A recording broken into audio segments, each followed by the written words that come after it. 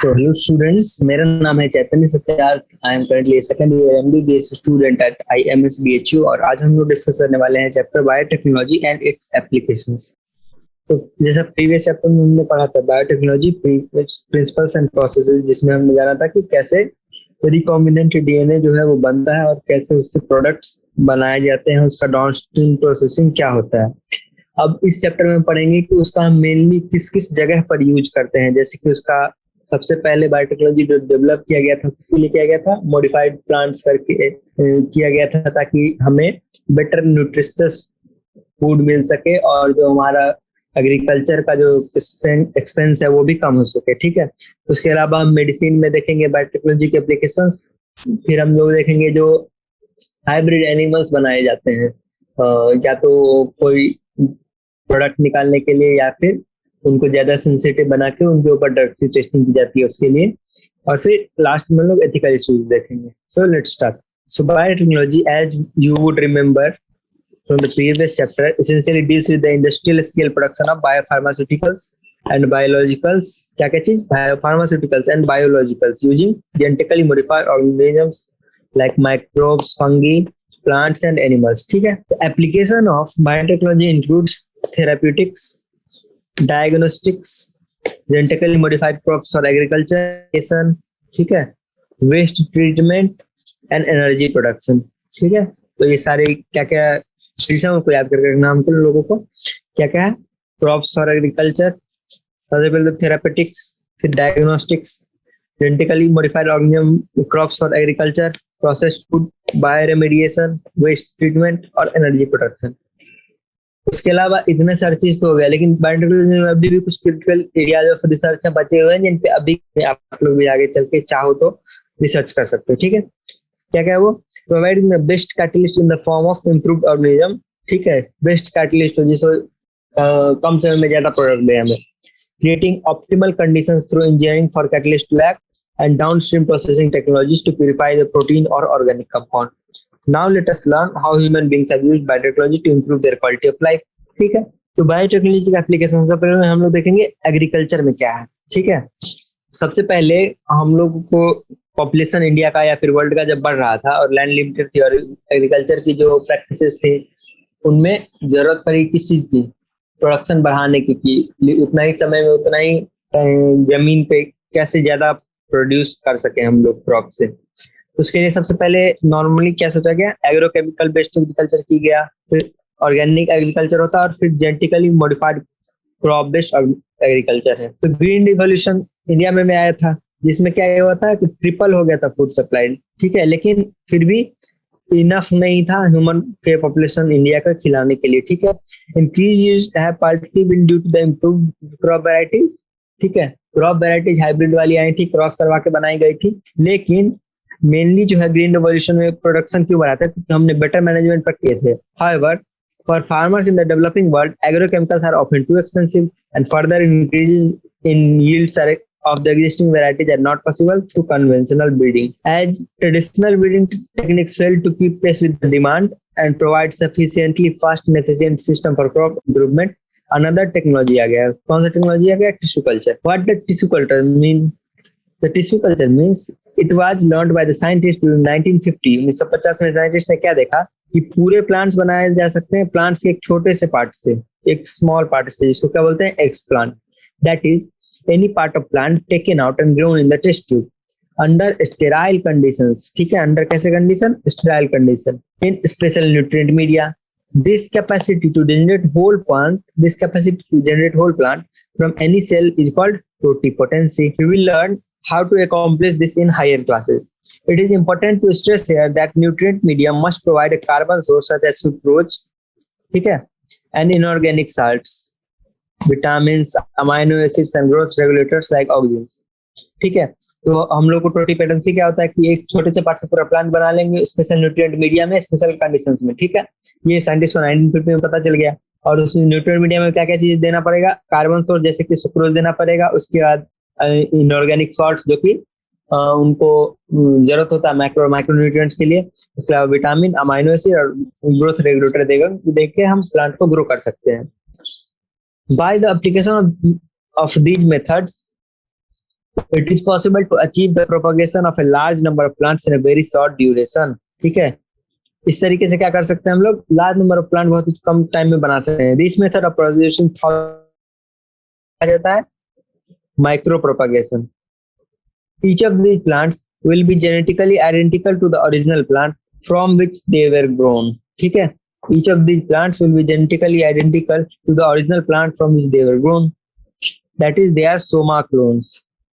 Many important food plants, apple etc., have been produced on a commercial scale using this method. Try to visit a tissue culture laboratory with your teacher to better understand and appreciate the process. ठीक है, तो इसमें क्या कहा गया कि जो छोटा बहुत सारे प्लांट्स बना रहे एक प्लांट से, इस प्रोसेस को क्या कहा जाता है, माइक्रो प्रोपेगेशन। अब सारे प्लांट जो है जेनेटिकली आइडेंटिकल होते हैं ओरिजिनल प्लांट से, क्योंकि इसमें ब्रीडिंग नहीं हो रहा है, बेसिकली इसमें सेक्सुअल रिप्रोडक्शन नहीं हो रहा है, म्यूसिस नहीं हो रहा, तो वेरिएशंस नहीं आ रही है। उसके बाद जो प्लांट्स है सारे प्लांट्स एक दूसरे से आइडेंटिकल हैं और सोमैटिक सेल से बन रहे हैं, तो इसलिए इनको क्या कहा गया, सोमा क्लोन। ठीक है, कौन कौन से plants mainly Soma clone. Another important application method is the recovery of healthy plants from disease plants. ठीक है, ये भी एक इंपॉर्टेंट एप्लीकेशन है। Even if the plant is infected with a virus, the meristem is free of the virus. ठीक है, plants का एक प्रॉपर्टी होता है कि अगर प्लांट में वायरस लग भी जाए तो उसके मेरिस्टेम जो होते हैं वो वायरस फ्री होते हैं। Hence, we can remove the meristem and grow it in vitro to obtain a virus-free plant. Scientists have succeeded in culturing meristems of banana, sugarcane and potato. तो 6 प्लांट का नाम आपको याद रखना, वहाँ बनाना, टोमेटो और एप्पल, और यहाँ बनाना, सुगरकेन और पोटैटो। इनका क्या किया गया कि मेरिस्टेम जो है, जैसे कि हम लोग अभी जो पढ़े, हम लोग क्या पढ़े, माइक्रो प्रोपगेशन और टिश्यू कल्चर पढ़े। टिश्यू कल्चर में कहीं से भी ले सकते हैं ना प्लांट का, किसी भी पार्ट से, तो हम क्यों ना मेरिस्टेम वाले पार्ट से कल्चर करें, क्योंकि यूजुअली जो होता है देखा गया है कि प्लांट्स अगर वायरस इन्फेक्ट भी हो जाते हैं तो उनके मेरिस्टेम्स में वायरस नहीं लगता, तो वहां से लेकर के हम वायरस वाले प्लांट से नॉर्मल प्लांट्स बना सकते हैं। ठीक है, scientist have isolated single cell from plant and after digesting their cell walls have been able to isolate naked protoplast. ठीक है, सेल वॉल को हटा के नेकेड प्रोटोप्लास्ट। प्रोटोप्लास्ट क्या होता है, प्रोटोप्लास्ट होता है प्लाज्मा मेम्ब्रेन प्लस उसके अंदर के जो भी चीजें हैं उसको प्रोटोप्लास्ट कहते हैं। ठीक है, isolated protoplast from 2 different varieties of plant each having desirable character can be fused to get hybrid protoplasm. क्या बन जाएगा, hybrid protoplast, which can be further grown to form a new plant. इस hybridisation procedure को क्या बोलता है, somatic hybrids. कौन से hybrids, somatic hybrids. While the process is called somatic hybridization. Imagine a situation when a protoplast of tomato is fused with that of a potato and they are grown to form new hybrid plants. इस new hybrid plant का नाम क्या था, actual में बनाया गया था लेकिन उतना सक्सेसफुल नहीं रहा। इसका नाम क्या था, टोमेटो। इसमें पोटैटो और टोमेटो दोनों के प्रॉपर्टीज थे। ठीक है, well this has been achieved resulting in the formation of tomato. Unfortunately the plant did not have all the desired combination for commercial utilization. ठीक है, is there any alternative pathway that understand our genetics can so that farmers may obtain maximum yield for their field?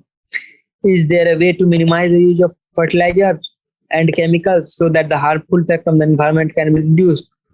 Use of genetically modified crops is a solution. ठीक है, तो genetic organism का use का क्या है कि हमें कम fertilisers और केमिकल्स यूज करने पड़ेंगे, जिससे हमारा हेल्थ बेनिफिट होगा, साथ ही साथ एनवायरमेंट भी केमिकल्स के टॉक्सिक इफेक्ट से बचा रहेगा। Plants, bacteria, fungi and animals whose genes have been altered by manipulation, उसको क्या कहते हैं, जेनेटिकली मॉडिफाइड ऑर्गेनिजम्स। फिर genetically modified plants have been useful in many ways. Genetic modification has made crops more tolerant to abiotic. तो ये ना आता है which of the following is not, तो इसमें ये 5 स्टेटमेंट होते हैं कि जेनेटिक मॉडिफाइड प्लांट में क्या क्या फीचर है। मेनली ये 5 नहीं कि हर प्लांट में 5 फीचर हो, लेकिन इनमें से हम चाहेंगे कि ज्यादा से ज्यादा फीचर एक प्लांट में हो जो कि जेनेटिकली मॉडिफाइड है।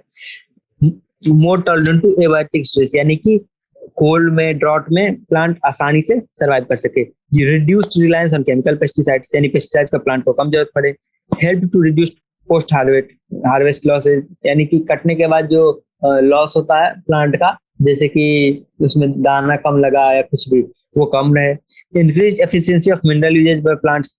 ठीक है, इससे क्या होगा कि प्लांट जो है ना एकदम लिमिटेड मात्रा में मिनरल्स को यूज करेगा। ठीक है, प्लांट जो है लिमिटेड मात्रा में मिनरल्स को यूज करेगा, इससे क्या फायदा होगा हमारा? अगर प्लांट्स लिमिटेड मात्रा में मिनरल्स को यूज करेगा तो जो सॉइल के न्यूट्रिएंट्स है वो एग्जॉस्ट नहीं होंगे, ठीक है। Enhance nutritional value of food, food का न्यूट्रिशनल वैल्यू इनहेंस रहेगा, जैसे कि गोल्डन राइस जिसमें विटामिन ए इनरिचमेंट हो गया था, या फिर और भी बहुत सारे प्लांट्स बने जिनमें कि हम लोग अलग अलग डिजायर्ड चीजें डाले हैं अपने मन से, ताकि उस क्षेत्र में जहाँ पे किसी चीज की कमी है वो उस वहाँ के लोगों को मिल सके। In addition to these, genetic modification has been used to create tailor-made plants to supply alternative resource to the industries, जैसे कि starch, fuels and pharmaceuticals।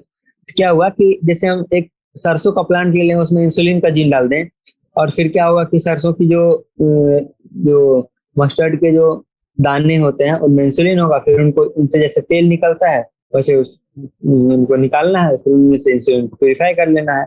इस तरह से चीजें हम जो है प्लांट्स में डाल के कर सकते हैं। तो ऐसा यूज किया गया किस चीज के लिए? स्टार्च के लिए, फ्यूल के लिए और फार्मास्यूटिकल के लिए। Some of the applications of biotechnology in agriculture that you will study in detail are the production of pest resistant plant. सबसे ज्यादा आजकल या फिर पहले भी जीएम प्लांट्स का क्या यूज किया गया? पेस्ट रेजिस्टेंट प्लांट, जिससे कि प्लांट जो है उसमें कीड़े ना लगे, ठीक है। विच को decrease the amount of pesticide use, ठीक है। बीटी टॉक्सिन, ये इंपॉर्टेंट है। BT toxin is produced by bacteria, जिसका नाम क्या होता है? Bacillus thuringiensis. BT toxin gene has been cloned from bacteria and has been expressed in plants to provide resistance to insects without the need of insecticides. BT toxin जो है एक bacteria होती है बैसिलस थ्रोइंजिएंसिस, उसमें एक जीन होता है, उसको बैक्टीरिया से क्लोन कर लिया गया और प्लांट में उसको डाल दिया गया, ठीक है। अब प्लांट में जो डाल दिया गया तो प्लांट क्या हुई? इंसेक्ट रेजिस्टेंट हो गई, पेस्ट रेजिस्टेंट हो गई, ठीक है। और इसलिए this effect created by pesticides. Examples of the plant are, कौन कौन से प्लांट में बीटी डाला गया? BT corn, rice, tomato, potato and soybean. ये 5 प्लांट है, ठीक है। क्या क्या है? Cotton, corn, rice, potato, tomato, soya, ठीक है। ये 6 प्लांट्स डाला गया, ठीक है। नेक्स्ट, अब कैसे बना, क्या हुआ? सबसे पहले कॉटन बनाया गया, तो उसके बारे में पढ़ लेते हैं हम लोग। BT cotton, some strains of the Bacillus thuringiensis produce proteins, क्या बनाती है? Proteins that kill certain insects such as Lepidopteran, Dipteran and Coleopteran। कौन कौन से को? लेपिडेप्टेरन में क्या क्या आता है? Tomato budworm and armyworm. Coleopteran में क्या क्या आता है? Beatles and डाइप्टेरन्स। डाइप्टेरन्स में क्या आता है? Flies, mosquitoes. ये लोग कहाँ पे आते हैं? डाइप्टेरन में। तो ये 3 जो हमारी ऑर्डर्स हैं, मतलब ये क्या है? बेसिकली ऑर्डर्स हैं, फैमिली नहीं है, जीनस नहीं है, ठीक है। ये ऑर्डर्स हैं इंसेक्ट्स के, ठीक। इन पे एक्ट करता है क्या चीज? BT toxin. बीटी टॉक्सिन क्या होता है? प्रोटीन होता है बेसिकली। अब Bacillus thuringiensis forms protein crystal during a particular phase of their growth. These crystal contains toxic insecticidal protein, ठीक है। तो जो प्रोटीन का क्रिस्टल था उसमें टॉक्सिक इंसेक्टिसाइडल प्रोटीन होती है, लेकिन ये इंसेक्ट को ही, ये बैसिलस बैक्टीरिया को ही क्यों नहीं मार देती है? तुम पूछोगे कि ये प्रोटीन एक्चुअली में क्या होता है कि BT toxin protein exist as inactive protoxin, but once an insect ingest this toxin it is converted into an active form of toxin due to the alkaline pH of the gut, ठीक है, which is solubilize the crystals। क्या होता है basically कि BT toxin जो होता है एक प्रोटॉक्सिन होता है, एक्टिवेटेड फॉर्म में नहीं होता है। लेकिन जैसे प्लांट जैसे इंसेक्ट्स को खाते हैं उस बैक्टीरिया को, तो क्या होता है? ये जो प्रोटीन का क्रिस्टल है ना, जाता है और अल्कलाइन पीएच में जाकर कन्वर्ट हो जाता है और सॉल्युबल फॉर्म में बन जाता है, और ये एक प्रोटॉक्सिन से एक्टिव टॉक्सिन बन जाता है। और ये एक्टिव टॉक्सिन जो है surface of the midgut epithelial cells, midgut के इंसेक्ट्स का जानते हैं ना, कॉकरोच पढ़े हो ना तुम लोग, तो उसमें मिडगट होता है, हिंडगट होता है, फोरगट होता है। तो मिडगट के एपिथेलियल सेल्स में बाइंड कर देता है और पोर बना देता है, जिससे कि सेल वॉल का स्वेलिंग हो जाता है और इवेंचुअली इंसेक्ट्स की मौत हो जाती है, ठीक। Next, specific BT genes were isolated from Bacillus thuringiensis and incorporated into several crop plants such as cotton। Specific gene जो है आइसोलेट किया गया बैसिलस थ्रोइंजिएंसिस से, और प्लांट्स जैसे कि कॉटन में, कॉर्न में, राइस में, टोमेटो में, सोयाबीन में, पोटैटो में, इसमें डाला गया है। देखिए अभी the choice of genes depends upon the crop and the targeted pest. तो कौन सा जीन डाला जाएगा वो किस पे डिपेंड करता है? पहला क्रॉप पे, दूसरा कौन सा पेस्ट को हम लोग टारगेट कर रहे हैं। जैसे कि as most of the BT toxin are insect group specific, ठीक है, जैसे कि most of the BT toxin है, अलग अलग स्ट्रेन्स के बीटी टॉक्सिन अलग अलग इंसेक्ट्स के लिए स्पेसिफिक है, ठीक है। अब जो टॉक्सिन को प्रोड्यूस करता है जीन, उस जीन का नाम क्या है, क्राई1AC, नेम्ड क्राई, ठीक है। तो toxin is coded by gene, gene का नाम क्या है, क्राई1AC, जिसको शॉर्ट में क्राई बोला जाता है। There are number of them, तो क्राई फैमिली में बहुत सारे जीन्स आते हैं, जैसे कि क्राई1AC, क्राई2AB, ठीक है, और क्राई1AB, 3 जीन है। अब देखो क्राई क्राई क्राई, जो फर्स्ट किया है तो उसको क्या करेंगे हम लोग, AC देंगे, ठीक है, और जो नहीं किया है उसको पंखे में बैठाएंगे, ठीक है। बेसिकली क्राई2AB, क्राई1AC, क्राई2AB, ये क्या करते हैं, किसको कंट्रोल करते हैं, कॉटन बॉलवर्म। और फिर बच क्या गया, क्राई1AB, ये किसको करता है, कॉर्न बोरर को, ठीक है। तो ये याद रखना। चलो अब pest resistant animals, several nematode parasites, ठीक है, सेवरल नेमाटोड पैरासाइट्स, कौन से पैरासाइट, नेमाटोड, ठीक है। A wide variety of plants and animals, including human beings, ठीक है, यानी several nematodes parasitize a wide variety of plants and animals, including human beings। उसमें एक नेमाटोड का नाम क्या है, मेलाइडिगाइनी इनकॉग्निशिया, मेलाइडिगाइनी इनकॉग्निशिया। It infects the roots of tobacco plants and causes great reduction in the yield। तो क्या करता है कि tobacco plants के रूट को इन्फेक्ट करता है और yield कम कर देता है। A novel strategy, एक नई स्ट्रेटजी अडेप्ट की गई to prevent this infestation, which was based on the process of RNA interference, ठीक है। कौन सी प्रोसेस पे, RNA इंटरफेरेंस पे। अब क्या होता है कि RNA इंटरफेरेंस को ये लोग टेक्निक डेवलप नहीं किए हैं, ये एक्चुअली हर यूकैरियोटिक सेल में नेचुरली प्रेजेंट होती है। It takes place in all eukaryotic organisms as a method of cellular defense. This method involves silencing of a specific mRNA due to complementary double-stranded RNA molecule that binds to and prevents translation of the mRNA, ठीक है।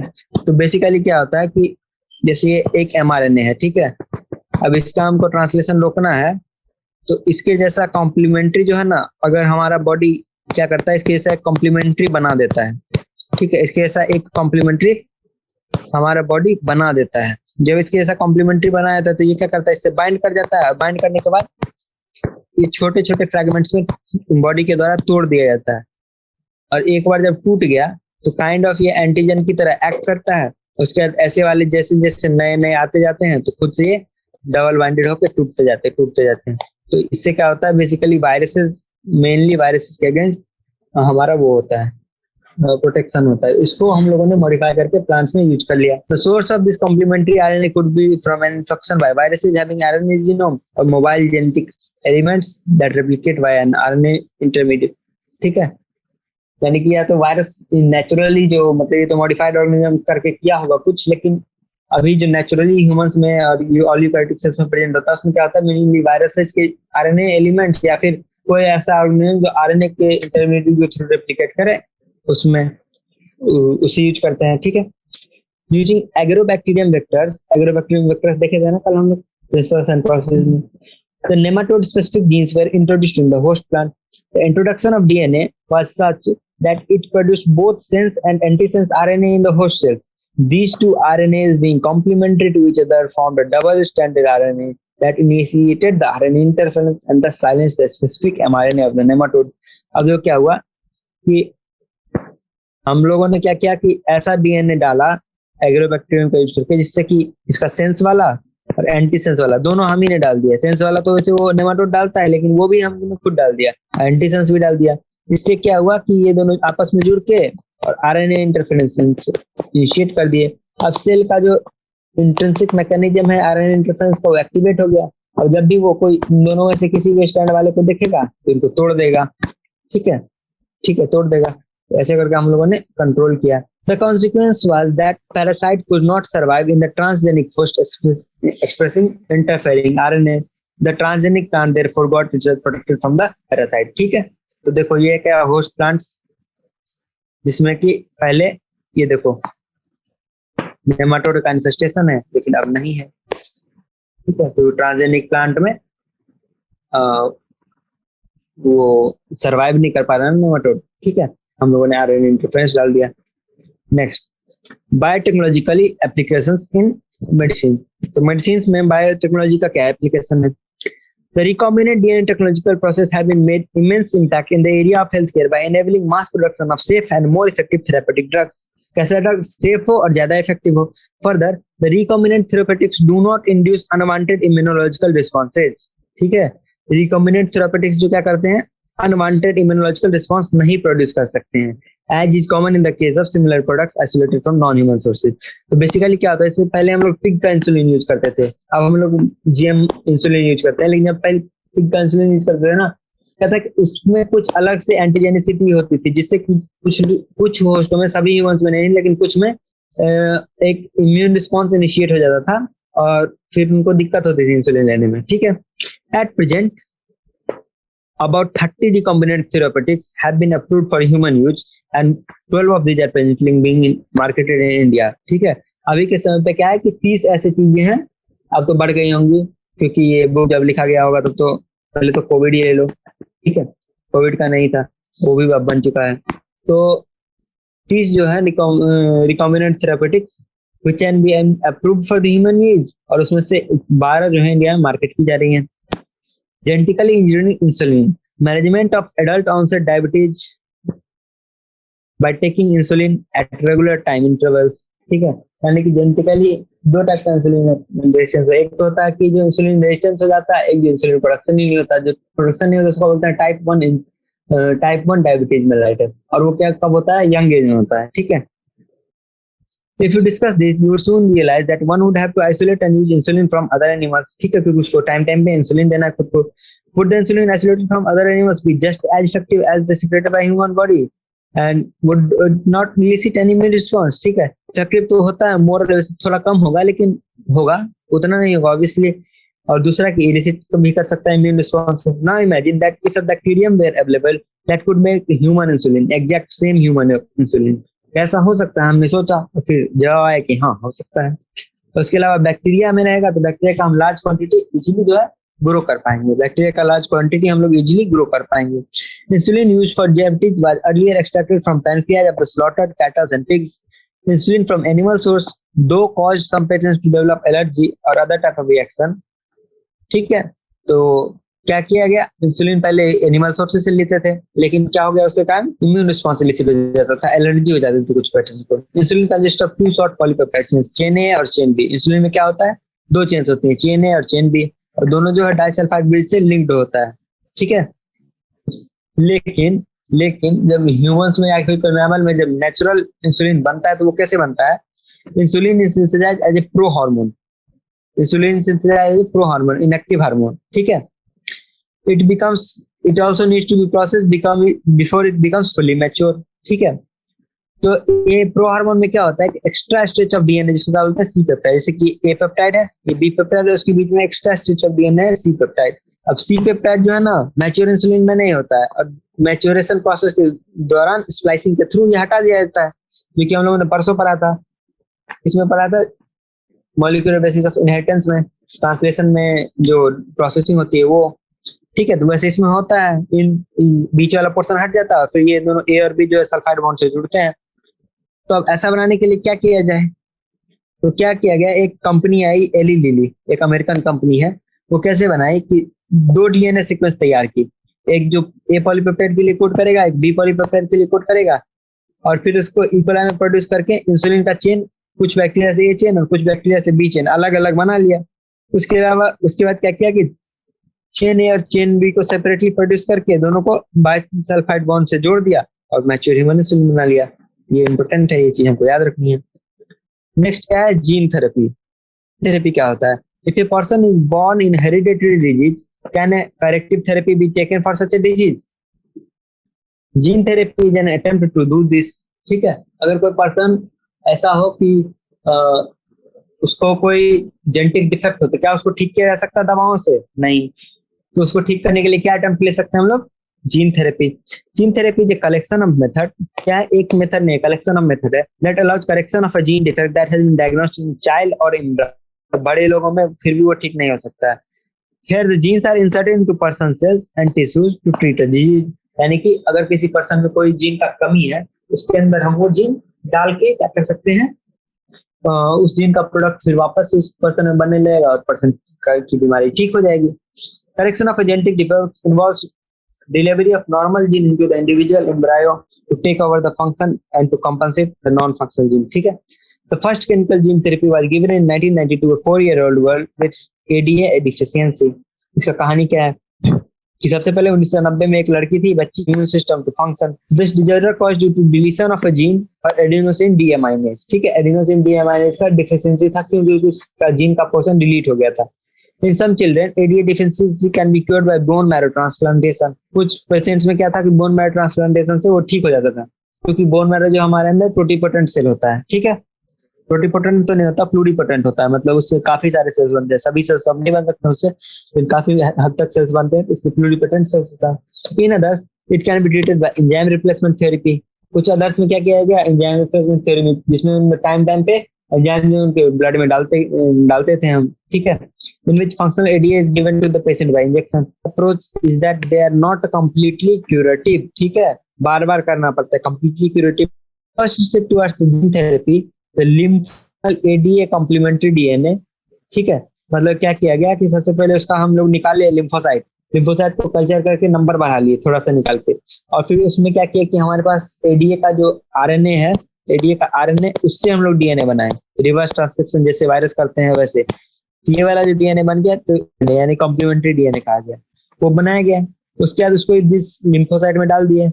ठीक है, अब इन lymphocyte को patient को वापस कर दिया गया. हाउएवर लिम्फोसाइट सेल्स का क्या होता है, 120 दिन के आसपास में मर जाते हैं. These cells are not immortal, so patients require periodic RBC 120 दिन में मरते हैं, कुछ रहते हैं 2 साल 3 साल तक. ठीक है, periodic infusion of such genetically engineered lymphocytes. However, the gene isolate from marrow cells producing ADA introduced into cells at embryonic stage. This could be a permanent cure. ठीक है, तो क्या किया गया कि अगर हम लिम्फोसाइट डालते थे तो ये क्या था कि बार बार करना पड़ता था. अगर लेकिन जीन जो है बोन मैरो सेल्स में ही डाल दिया जाए, ठीक है, और फिर से तब रिप्लेसमेंट किया जाए, और वो भी यंग एज में, कितना एज में, तब एक परमानेंट क्योर हो सकता है. ठीक, नेक्स्ट एप्लीकेशन क्या है मेडिसिन में, बायोटेक्नोलॉजी का, molecular diagnosis. You know for the effective treatment of disease early diagnosis and understanding of pathophysiology very important. Using conventional method of diagnosis, ठीक है, early detection is not possible. क्यों? क्योंकि urine में तब आएगा जब बैक्टीरिया का या वायरस का या जो भी पैथोजन उसका क्वांटिटी बहुत ज्यादा बढ़ जाएगा, तब आएगा. ठीक है, या ब्लड में इनिशियल स्टेज में नहीं पाया जाएगा, बहुत कम मात्रा में, इतना कम हो. ठीक, recombinant DNA technology, polymerase chain reaction, and ELISA are some of the techniques that serve as a purpose for early diagnosis. Early diagnosis का क्या है? Recombinant DNA technology, ELISA और PCR. Presence of a pathogen is normally suspected only when the pathogen has been produced a disease symptom. ठीक है, एक symptom हो जाए तभी हम लोग पता कर सकते हैं कि वायरस है. By this time, the concentration of pathogen is already very high in the body. However, very low concentration of bacteria or virus can be detected by application of the nucleic acid PCR. लेकिन अगर कम quantity हो और PCR से number बढ़ा, so PCR is now usually used to detect HIV suspected AIDS patient. It is being, और corona में भी RTPCR करते थे, तो पीसीआर का यूज हुआ. It is being used to detect mutations in the genes in suspected cancer patients. यानी कि पीसीआर का यूज करके जीन निकाल के हम लोग चेक कर सकते हैं कि कोई म्यूटेशन है क्या सस्पेक्टेड कैंसर पेशेंट में. उसके अलावा single stranded DNA RNA tagged radioactive molecule is allowed to have read to its complementary DNA in a clone cells followed by detection using autoradiography. ठीक है, एक अलग मेथड जो होता है उसमें क्या किया जाता है कि एक सिंगल स्टैंडर्ड डीएनए या आरएनए हमारे पास पहले से मौजूद होता है, और लोगों का डीएनए निकाल के हम उससे हाइब्रिडाइज करवा के चेक करते हैं क्या इस व्यक्ति में भी ऐसा वाला डीएनए है. अच्छा हाँ, इसके में ऐसा वाला डीएनए है, तो हो सकता है इसमें जो भी बीमारी है वो प्रेजेंट हो. The clone having the mutated gene will not appear in the photographic film because probe will not have complementary to the mutated gene. तो एक ये है ऑटोरेडियोग्राफी. उसके अलावा क्या एलाइजा. एलाइजा क्या है? Based on the principle of antigen antibody interaction. इसमें क्या होता है कि हम लोग के पास या तो एंटीबॉडी पहले से होती है या फिर एंटीजन पहले से होता है, और हम सीरम का एंटीबॉडी डालते हैं, कोगुलेशन होगा तो पता चल जाएगा अच्छा इसके में एंटीबॉडी बन चुकी है इस वायरस के खिलाफ, ये वायरस है या फिर बैक्टीरिया है या जो भी पैथोजन है. ठीक है, या फिर दूसरा तरीका है कि हम एंटीबॉडी उसके प्रति पहले से हमारे पास रहता है, और उसमें हम लोग उसका ब्लड से एंटीजन आरबीसी डालते हैं, देखते हैं कि इसके आरबीसी पे को फलाना एंटीजन है कि नहीं। अगर एंटीजन होगा तो वो वहाँ पे कोगुलेशन रिएक्शन होगा, हम लोग डिटेक्ट कर लेंगे। ठीक है, नेक्स्ट क्या है, ट्रांसजेनिक एनिमल्स। ट्रांसजेनिक एनिमल्स क्या होता है, animals that have had their DNA modified to process and express an extra gene, उसको क्या कहा जाता है, ट्रांसजेनिक एनिमल्स। यानी कि उस ऑर्गेनिज्म में वो जीन नहीं था, एक्स्ट्रा जीन हम लोगों ने इंट्रोड्यूस किया, उसको क्या कहा जाता है, ट्रांसजेनिक एनिमल्स। तो सबसे पहले 95% ऑफ द ऑल ऑर्गेनिज्म जो है वो ट्रांसजेनिक माइस है, लेकिन उसके अलावा transgenic rat, rabbit, pig, sheep, cow और फिश, ये तक हम लोग बना चुके हैं। ठीक है, अब देखो क्यों हम लोग जेनेटिकली मॉडिफाई करेंगे, क्यों करेंगे। पहला, normal physiology and development. Transgenic animals can be specifically designed to allow the study how genes are regulated and how they affect the normal functions of the body and its development. ठीक है, normal physiology और development study कर सकते हैं by introducing genes from other species that alter this factor and studying the biological effect of that result. तो हम लोग क्या कर सकते हैं, ऑर्गेनिज्म का नॉर्मल पैथोफिजियोलॉजी स्टडी कर सकते हैं, उसके अलावा कोई वायरस या बैक्टीरिया का कोई जीन इंट्रोड्यूस कर सकते हैं, तो पता चलेगा कि बैक्टीरिया वायरस अटैक करने पे क्या चेंज लाता है। ठीक है, उसके बाद study of disease.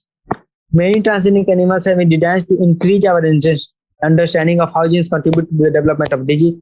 They are especially made to serve as models for human diseases so that investigation for new treatment is made possible. ठीक है, today transgenic models cancer, cystic fibrosis, rheumatoid arthritis, Alzheimer's. ठीक है, इसके लिए हमारे पास model है। Next, biological products. Medicines are required to treat certain human disease that contain biological product, but such products are often expensive to make. इसके लिए हम लोग क्या करेंगे, ट्रांसजेनिक एनिमल्स बनाएंगे that produce useful biological products by the introduction of portion of gene, जैसे कि humans में एक प्रोटीन होती है क्या, ह्यूमन 1 अल्फा 1 एंटीट्रिप्सिन। ये क्या होती है, बेसिकली हमारे बॉडी में लंग्स में क्या होता है कि एक प्रोटीएज एंजाइम प्रोड्यूस होता है जिसका काम क्या होता है, प्रोटीन का ब्रेक डाउन करना। वो इलास्टेज प्रोटीन का ब्रेक डाउन करता है, जिसके कारण लंग में फाइब्रोसिस हो जाती है। और अगर सिगरेट स्मोकिंग करते हो तुम तो ये प्रोसेस इनहेंस हो जाता है। ठीक है, ये प्रोसेस क्या होता है, इनहेंस हो जाता है। तो अगर तुम सिगरेट का स्मोकिंग करते हो तो उससे तो ये ऐसे इनहेंस हो रहा है, उसमें तुम्हें अगर अल्फा 1 एंटीट्रिप्सिन की कमी है तो तुमको नेचुरली बीमारी धीरे धीरे होगा, और तुम सिगरेट भी पीने लगोगे तो और तेजी से होने लगेगा, और अंत में जाके क्या होगा, तुम्हारा लंग फाइब्रोज हो जाएगा और तुमको सीओपीडी हो जाएगा। तो ये जो ह्यूमन 1 अल्फा 1 एंटीट्रिप्सिन है वो हम लोग क्या किए कि दूसरे ऑर्गेनिज्म में बना लिए और उसको ह्यूमन में इंट्रोड्यूस कर दिए ताकि उसका एम्फाइसेमा ट्रीट हो सके। Similar items have been made for the treatment of phenylketonuria and cystic fibrosis. तो 3 बीमारी का हम लोग देख लिए मेडिसिन किससे बनेगा, एम्फाइसेमा का, फिनाइलकीटोन्यूरिया का और सिस्टिक फाइब्रोसिस का। इन 1997 फर्स्ट ट्रांसजेनिक काउ, 1997 में क्या किया था, एक काउ बनाया गया था रोजी, जो कि ह्यूमन प्रोटीन इनरिच्ड मिल्क, जिसमें ह्यूमन का प्रोटीन था उस मिल्क में। ठीक है, जो माता के पास होता है वो था। The milk contain human alpha 1 lactalbumin. कौन सा प्रोटीन था ये भी याद रखना है, human alpha lactalbumin, and was nutritionally a more balanced product for human babies than natural cow milk. समझे, तो 1997 में ह्यूमन बेबीज के लिए ज्यादा न्यूट्रिशियस मिल्क बनाया गया था रोजी काउ के थ्रू। ठीक है, फिर vaccine safety. Transgenic mice are being developed for use for testing the safety of vaccines before they are used to humans. ठीक है, ये समझ गए, ये लाइन तो सिंपल था। Transgenic mice are being used to test safety of polio vaccine. कैसे कैसे क्या करते हैं हम लोग कि जो वैक्सीन होता है उनका सेफ्टी टेस्टिंग किस पे करते हैं, चूहों पे करते हैं। Is successful and found reliable they could replace the use of monkeys to test safety batches of vaccine. ठीक है, क्योंकि ह्यूमंस और रैट्स में डिफरेंसेज है तो उनको हम जेनेटिकली मॉडिफाई करके उनमें ह्यूमन मेटाबॉलिक पाथवे इंट्रोड्यूस करते हैं ताकि हम लोग टेस्ट कर सकें effect of the various vaccines कि उनको ह्यूमन बॉडी में इंट्रोड्यूस करने के बाद क्या इफेक्ट आएगा, बॉडी उनसे कैसे डील करेगी। Chemical safety testing, it is also known as the toxicity testing. The procedure is same as that used for testing toxicity of drugs. ठीक है, केमिकल का टॉक्सिसिटी चेक करने वाला प्रोसेस भी सेम ड्रग वाला है कि ऑर्गेनिज्म में इंट्रोड्यूस कर दो इंजेक्शन देके वो chemical. Transgenic animals are made that carry genes which make them more sensitive to toxic substances. ऐसा उन्हें बनाएंगे जो toxic substances के लिए more sensitive हो. They are then exposed to toxic substances and the effects are studied. Toxicity testing in such animals will allow us to obtain results in less time. फिर क्या है, ethical issues. The manipulation of living organisms by the human race cannot go any further without regulation. ठीक है, ethical issue है। ethical issue क्या है, जो हम लोग मॉडिफाई कर रहे हैं उसके लिए कोई रेगुलेशन होना चाहिए। ये नहीं कि हम ह्यूमंस हैं तो हम दूसरे से कोई ना दूसरा जब मन जो उनके साथ करते रहे। ठीक है, Some ethical standards are required to evaluate the morality of all human activities that might help or harm the living organisms. ठीक है, going beyond the morality of such issues, the biological significance of such things are also important. ठीक है, कि modify करके ऐसा organism नहीं बना दे कि उसका कोई प्रेडेटर ही ना हो और वो फिर टेक ओवर कर ले प्लैनेट पे, ठीक है, इसकी संख्या अनकंट्रोल्ड रूप से बढ़ जाए. Genetic modification of organism can have unpredictable results when such organisms are introduced into the ecosystem. ठीक है, therefore Indian government has set up organization जैसे कि GEAC, Genetic Engineering Approval Committee, which will make decisions regarding the validity of gene modification research and safety of the introducing GM organisms to the public service. The modification of uses of living organisms for public services has also created problems with the patent. ठीक है, तो अब क्या हुआ कि food या medicine में हम जेनेटिकली मॉडिफाइड ऑर्गेनिज्म जो बनाएंगे तो हमको ऑर्गेनिज्म खुद से बनाए तो उसका हम पेटेंट लेंगे. उन पेटेंट्स के कारण भी क्या है कि कई बार इश्यूज आ चुके हैं, जैसे कि there is a growing public anger in certain companies. Public में एंगर है किसके लिए कि कुछ कंपनी जो है पेटेंट दे दिया गया ऐसा टेक्नोलॉजी का या प्रोडक्ट का जो कि हजारों साल से हम लोग यूज कर रहे हैं, एंशिएंट स्क्रिप्चर्स में या फिर हमारा ट्रेडिशन में नॉर्मल वो यूज हो रहा है. ठीक है, ठीक है, जैसे कि राइस एक इंपॉर्टेंट फ्रूट ग्रेन है, the presence of which goes back to thousands of years in Asia's agricultural history. There are estimated 2 lakh varieties of rice in India alone. सिर्फ इंडिया में 2 लाख वैरायटी ऑफ राइस है. The diversity of India is richest in the world. The basmati rice के भी क्या है 27 varieties होती है, 27 variety होती है जो इंडिया में ग्रो की जाती है. There is a reference to basmati in ancient text, folklore and poetry. ठीक है, 1997 में क्या हुआ, उसी साल जिस साल कि उस बच्चे का एडी डिफिशिएंसी ठीक किया गया और रोजी का बनाया गया, सेम उसी ईयर में क्या हुआ, एक American company got the patents of basmati rice through US patent and trademark office. This allowed company to sell a new variety of basmati in the US and abroad. ठीक है, अब क्या हुआ कि पेटेंट दिया गया, कंपनी बोली कि हम एक न्यू वैरायटी ऑफ बासमती बनाए. This new variety of basmati had actually been derived from Indian farmers variety. अब ये new Indian basmati was crossed with semi-dog varieties and claimed as an invention or a novelty. The patent extends functional equivalence. अब patent में क्या था, ठीक है तुमने वो बनाया तो उसका पेटेंट ले लो कि उसको हम ही बस बेच सकते हैं, लेकिन वो पेटेंट में क्या लिखवाए थे कि इसके जैसा और कोई और कुछ है जो भी अगर या पहले से है या फिर मतलब अगर कोई और बनना है तो उसको वो नहीं बेच सकता है. इसके कारण क्या हुआ कि other people selling the basmati rice could be restricted by the. ठीक है, इससे क्या हुआ कि नॉर्मल लोग जो हजारों साल से वैसा बासमती बेच रहे थे उनका बेचना इलीगल हो गया, इसलिए इसके खिलाफ प्रोटेस्ट हुआ. Next, several attempts have also been made to patent the usage products and processes based on Indian traditional herbal medicine. जैसे कि एक कंपनी ने क्या बनाया, टर्मरिक नीम, जिसमें टर्मरिक और नीम दोनों की प्रॉपर्टी थी. ठीक है, if we are not vigilant and we do not immediately encounter the patent applications, the other countries may encash on our rich legacy and we may not be do anything about it. ठीक है, इसलिए हम लोग को सावधान रहना और ऐसा कुछ दिखे तो रिपोर्ट करना है अपने गवर्नमेंट को. Now, biopiracy. Biopiracy is the term used to refer to use of bioresources by the multinational companies and other organisms without proper authorization from countries and people concerned without compensatory payment. मतलब कि पैसा भी नहीं देंगे और बिना बताए चोरी से किसी का प्रोडक्ट यूज कर लेंगे. ठीक है, उसमें अपना क्रेडिट भी लेंगे कि हम बना लिए. इस प्रोसेस को क्या बोला जाता है, biopiracy. Most of the industrialised nations are rich financially but poor in biodiversity. क्योंकि इंडस्ट्रियलाइजेशन करने के लिए उन्होंने अपने जंगलों को और नेचुरल रिसोर्सेज को डिस्ट्रॉय किया था पास्ट में.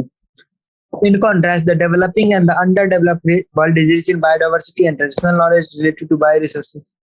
The traditional knowledge related to bioresources can be exploited to develop modern application and can be used to save time, effort and expenditure. ठीक है, तो ट्रेडिशनल नॉलेज को यूज करके ये लोग एक्सप्लॉइट कर रहे हैं ताकि अपना टाइम, एफर्ट और एक्सपेंडिचर बन चुके. There has been a growing realization of injustice and inadequate compensation and benefit sharing between developed and developing nations. Therefore, some nations are developing laws to prevent such unauthorized exploitation of their bioresources and traditional knowledge. ठीक है, तो इसके लिए क्या कर रहे हैं, developing और अंडर डेवलप्ड नेशंस अपना लॉज बना रहे हैं ताकि उनका मिसयूज ना हो सके उनके रिसोर्सेज का. The Indian Parliament has recently created second amendment of the Indian Patent Bill. Indian Patent Bill का second amendment recently हुआ है, जिसमें कि ऐसे issues को हम लोग consideration में लेते हैं, including the patent terms, emergency provisions and research and development initiative. ठीक, हम लोग करते हैं exercises. Which part of the plant is best suited for making virus-free plant and why? ठीक है, तो क्या होता है, वायरस फ्री प्लांट बनाने के लिए हम कौन सा यूज करेंगे? अभी हम लोग जस्ट पढ़े हैं कि मेरिस्टेम जो होता है, मेरिस्टेम वो वायरस फ्री होता है, तो उसका अगर हम टिश्यू कल्चर कर ले तो हमको वायरस फ्री प्लांट मिल जाएगा इंसेक्टिव प्लांट से. What is the major advantage of producing plants using micro propagation? इसमें क्या होगा कि कम न्यूट्रिएंट में, लेसर न्यूट्रिएंट में, लेसर टाइम में और लेसर एक्सपेंस पे लार्ज नंबर ऑफ प्लांट्स का प्रोडक्शन हो सकता है. ठीक है, ये होता है माइक्रो प्रोपेगेशन का मेजर एडवांटेज. ठीक है, मेजर एडवांटेज.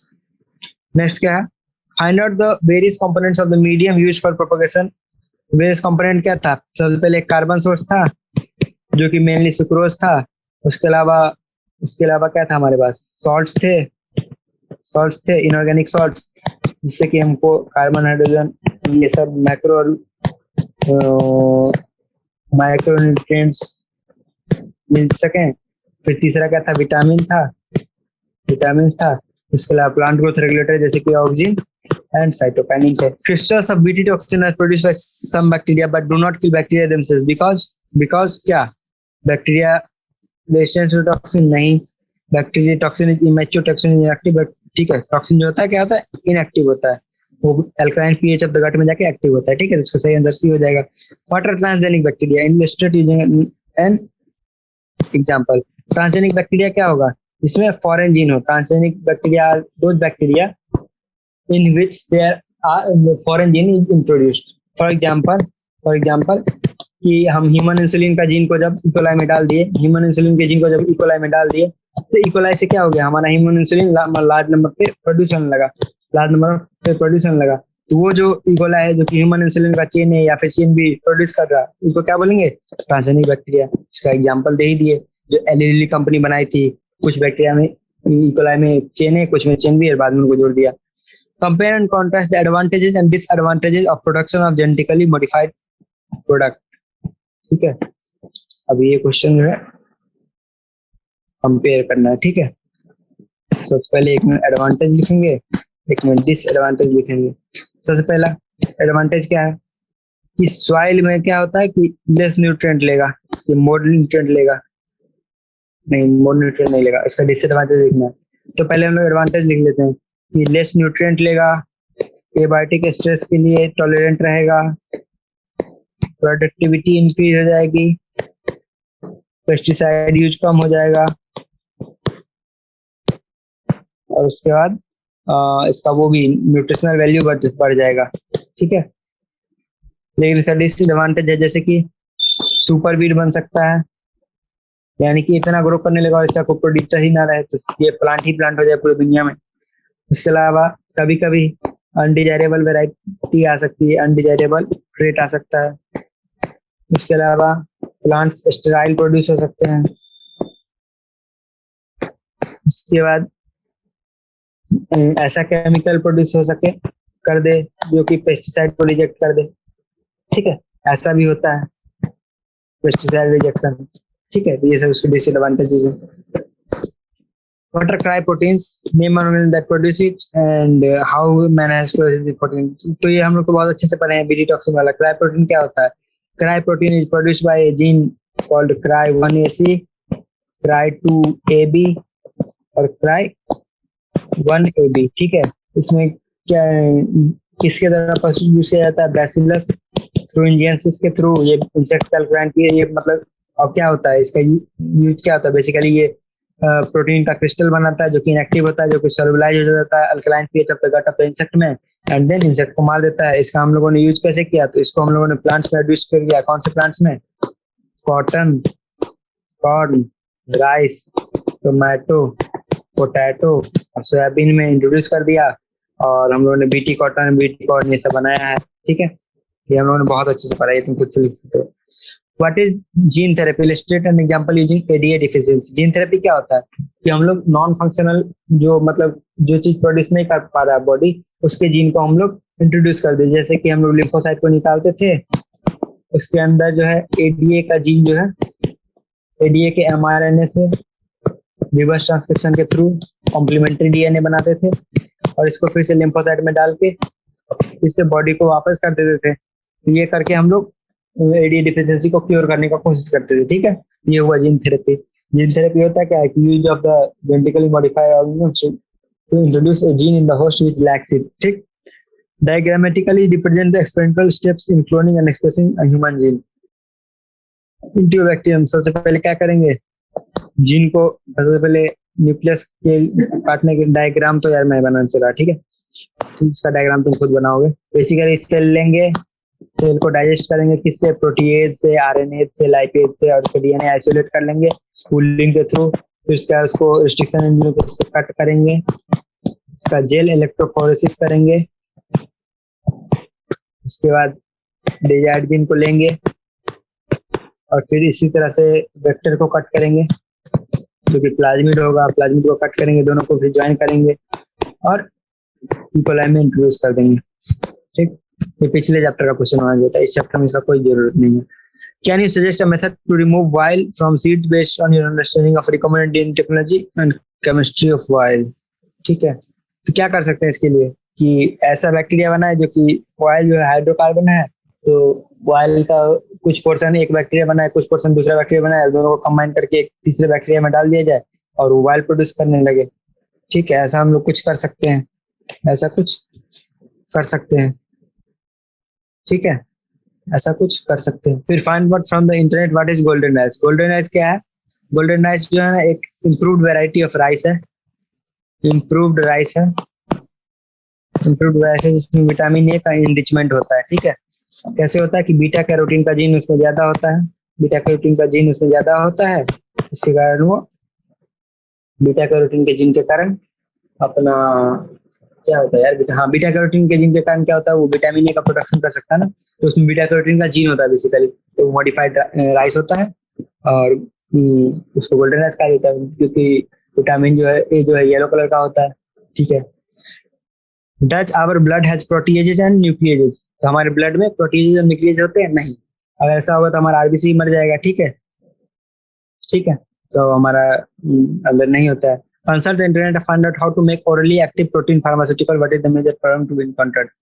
ओरली एक्टिव कैसे बना सकते हैं, ओरली एक्टिव प्रोटीन हम लोग कैसे बना सकते हैं, क्योंकि ओरली कोई भी प्रोटीन लेंगे वो तो हमारा डाइजेस्ट हो जाएगा, तो उसके लिए हम लोग क्या कर सकते हैं कि कुछ ऐसा बना सकते हैं जो कि माउथ से एब्जॉर्ब हो जाए, ऐसा प्रोटीन कुछ बना सकते हैं जिससे कि वो उसमें स्टोमक में जाए ही ना, क्योंकि जो प्रोटीन का डाइजेशन होता है वो स्टोमक में होता है, तो अगर ऐसा कुछ हम लोग बना ले तो बच सकता है। तो that's it for the today session, मिलते हैं नेक्स्ट सेशन में।